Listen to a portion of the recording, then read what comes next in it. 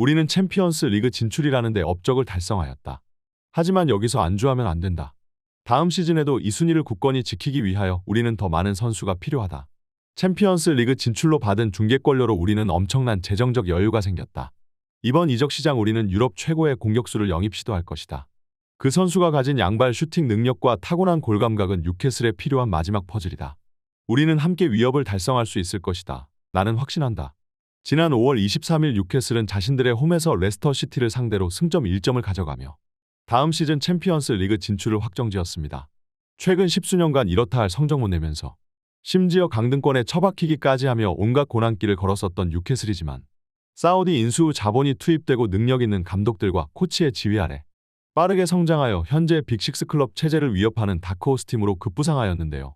사우디가 인수하기 전까지만 해도 강등 위기에 놓였던 뉴캐슬은 현재 리그 3위로 맨시티, 아스날 다음으로 챔스 진출을 확정지었습니다.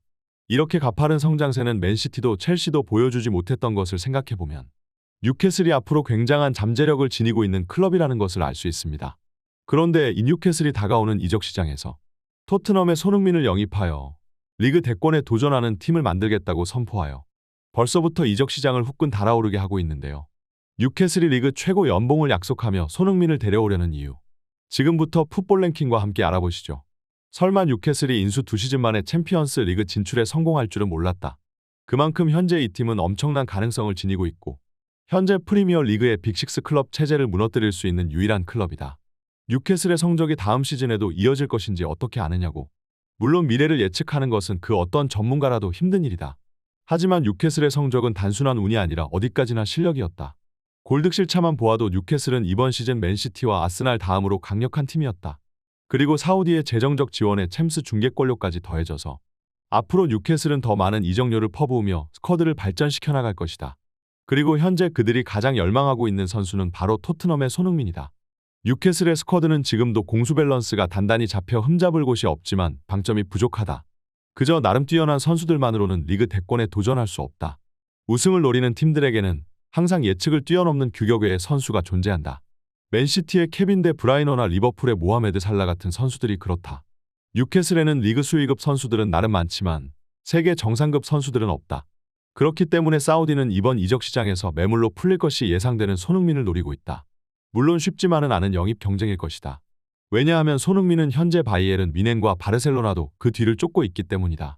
하지만 뉴캐슬이 이들을 전부 물리치고 이 세계적인 골잡이를 데려온다면 지금 견고히 굳어져 있는 기존의 빅클럽 체제를 깨뜨리는 첫 번째 팀이 될 것이다. 게다가 뉴캐슬은 손흥민 영입을 위해 리그 최고 연봉을 제시할 수 있다는 소식까지 더해지고 있다. 이것은 뉴캐슬이 그 누구보다 손흥민 영입에 있어 진심이라는 것을 나타낸다. 손흥민은 그동안 세계 무대에서 보여준 활약상에 비해 토트넘에서는 그에 걸맞는 대우를 못 받고 있다. 내가 손흥민의 속내를 알 턱은 없지만 아마 그도 자신을 아껴주는 클럽으로 향하고 싶지 않을까? 다가오는 여름 손흥민의 선택이 궁금해진다. 손흥민은 더 나은 대우를 받을 자격이 있다.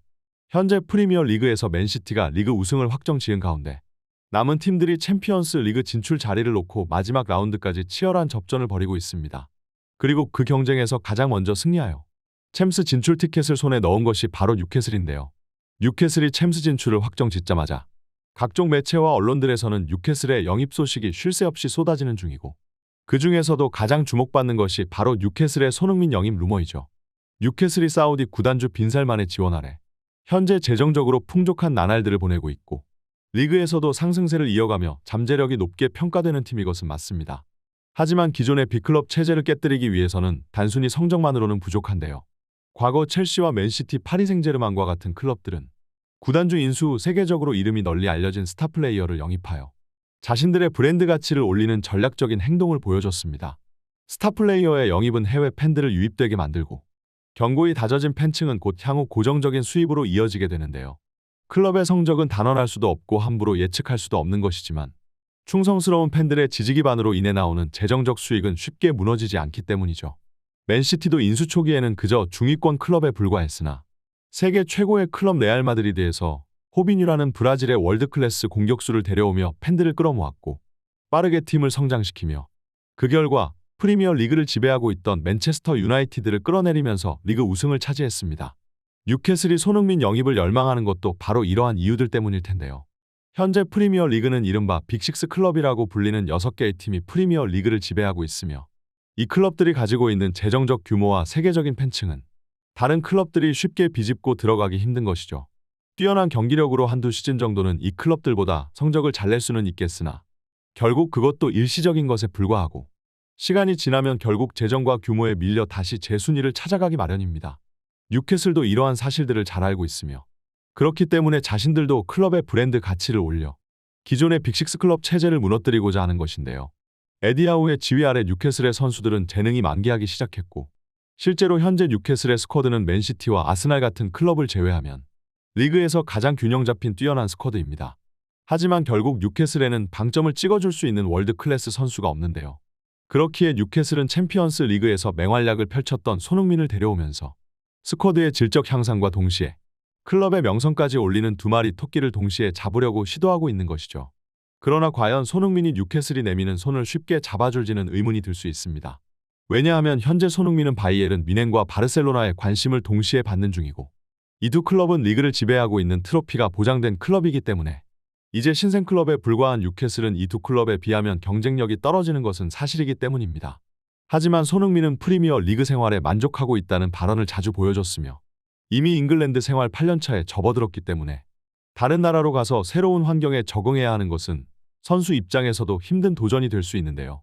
손흥민에게 가장 중요한 것은 축구를 즐길 수 있는 편안한 환경이며 이번 시즌 토트넘에서는 온갖 비난과 음해에 시달리며 불행한 나날들을 보냈기 때문에 손흥민이 향후 행선지를 고르는 데 있어 가장 중요시하는 것은 클럽이 자신을 얼마나 아껴주느냐가 될 수도 있는데요.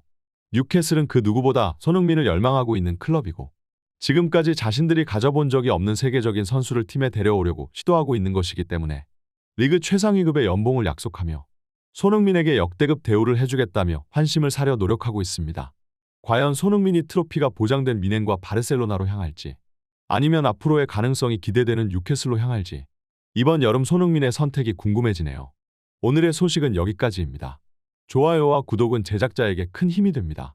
감사합니다.